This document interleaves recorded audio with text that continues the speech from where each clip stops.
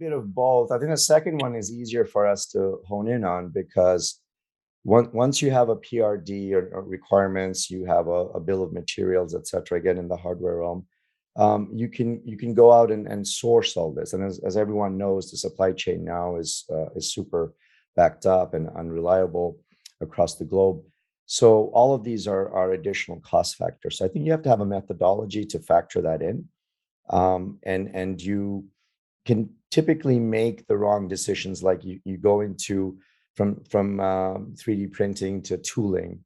When you do that, and when because once you do, if it's not the right specs, then you got to throw that away. That's an expensive cost overrun, and you should probably sort of account for some of that you are going to make some mistakes. There are going to be prototypes that are not going to work right, or you have a certain amount of percentage that need to be tossed, etc. So there's different aspects of cost overruns that need to be factored in. So I think that's one area where founders are not raising enough capital, or they're not thinking through some of the things that are going to go wrong.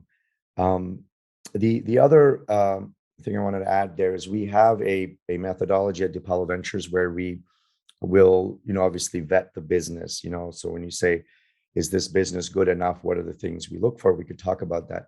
But then if we are interested in the business, we want to look at the technology as the next step, and see, well, how good are your plans?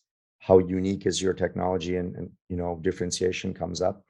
And then within the how good are your plans, we ask very specific questions around what kind of resources are you allocating to the subsectors of technology.